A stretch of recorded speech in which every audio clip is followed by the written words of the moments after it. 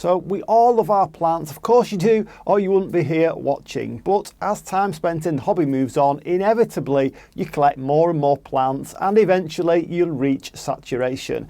I've been there more than once, and you see it all the time with other YouTubers. Eventually they get to that point that they just can't cope. And that hobby that you once loved has become a job and a bind. Of course you can stop collecting. I'm guessing that you don't want to do that though. You could throw out the duplicate plants that no longer bring you pleasure or that struggle in your conditions, and that will certainly reduce your workload. So today I'm assuming you've done all that. Oh, the fan's kicked on. But would still like to optimize your time further with a few more little hacks and tricks to give yourself some precious time back and rediscover that pleasure in collecting and growing plants that you had when you started. And we are in. Okay, so I'm going to start on matters of hydration. I'm starting with water because that is where the lowest hanging fruit actually lies. So my first little tip. Most plant folks, including me, have a tendency to water too frequently. So getting your water right in terms of both the amount and the frequency can not only save you loads of time, but save a few lost plants along the way. So the first tip is water when they need it, not when you decide to do it. Hear me out. So for example, if say you want a schedule of every other day, then you might find it worth investing in a moisture meter. They're small, they're cheap, and they tell you at a glance if the media is still moist. You'll then soon get to know and learn if every other day is too frequently. And if you live in the UK, it almost certainly is.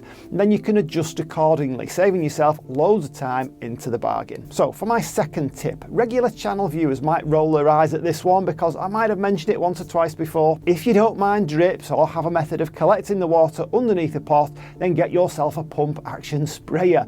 They really do save a whole heap of time spent standing over a sink with a plant in one hand and a jug in the other. Think of all the time that you waste travelling with your pots from their positions to the sink and back again. It's the smart thing to do. They're cheap and they're massively handy. Okay, they might not be suitable for every size and genus of plant, I get that, but I find them really, really brilliant for watering the smaller plants or orchids, both mounted and in pots, and they're a really quick way to give plants some water just as you're passing. Many orchids, not all I know, but many orchids grow in really loose media like bark or sphagnum moss, and if you were to use a watering can, 99.9% of the water would just pass right through the pot. So inevitably you have to take them somewhere to drain, like a sink. All that wastes time.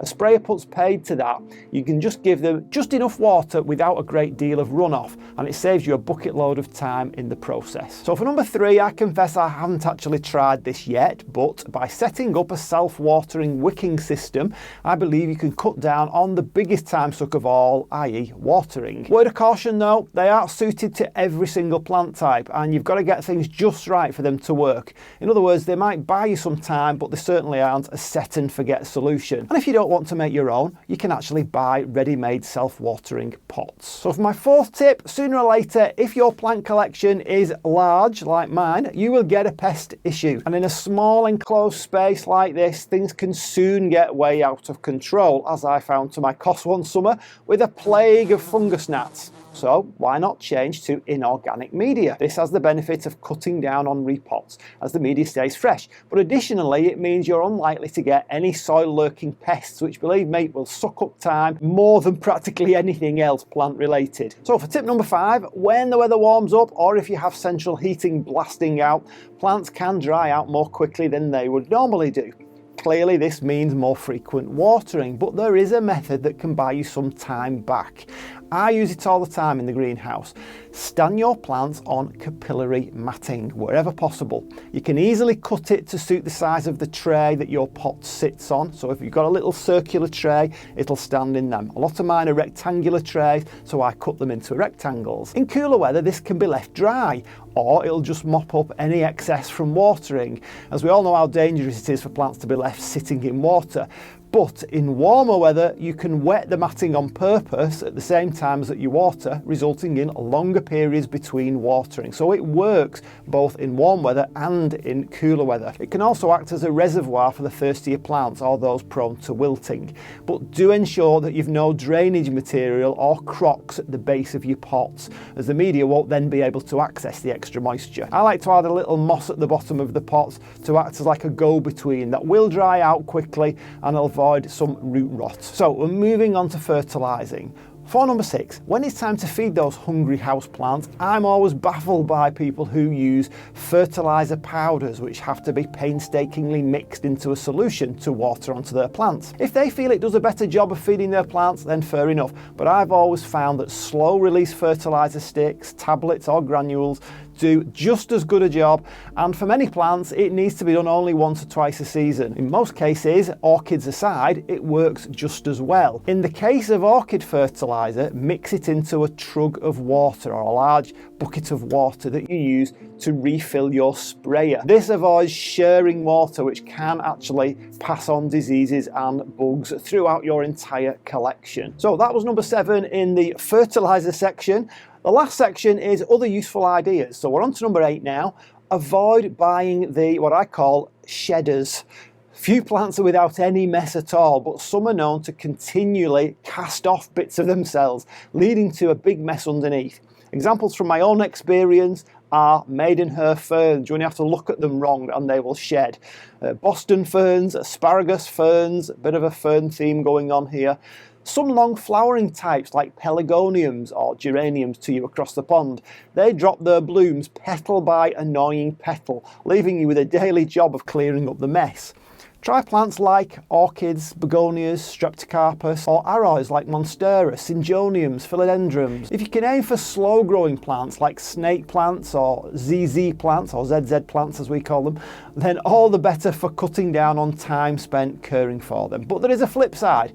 If it doesn't do much, you might begin to think of it as boring over time. Think of mother-in-law's tongue. For number 9, automate as much as you can. Use smart plugs for grow lights. Use controllers for heaters and fans and humidifiers. My final tip, number 10, is something that I intended doing right at the start but failed miserably, and that's to specialise in one plant or one plant family, or better still, a single genus. By focusing on just one type of plant, you can quickly nail down their care requirements. You then need to think of only one fertiliser routine, one set of conditions, one kind of potting meter, and so on. That doesn't necessarily mean boredom. Think of all the different kinds of streptocarpus out there, different kinds of begonias or single species. The thing is, you might not want to save time spent with your plants. You might love every minute of watering, pruning, repotting, spraying, inspecting and all the rest of it. I'm somewhere in the middle, and let's face it, time spent doing these jobs increases your knowledge and skills of how to care for them. You learn their stories. Telling and listening to the story of a plant is one of the most enjoyable aspects of growing. Hit the like button if you agree. But if that's you, then forget everything I've said. Seriously though, I'm guessing most folks would be interested in saving just a little bit of time on some of the jobs that they don't like so they can spend more time on the jobs that they do like. So if you know a few time-saving hacks, tell me and everyone else down in the comments below, and let's share them so that we can all benefit and learn from each other. Well, the thing is, there is one plant that I grow that is really easy to maintain, doesn't make a mess, doesn't require a great deal of attention, and has glorious leaves as well as fabulous blooms. I'm talking about these back here. See these with the flowers? If you haven't tried growing them, then I strongly recommend that you give this video a watch. I'll see you on the next one. Bye.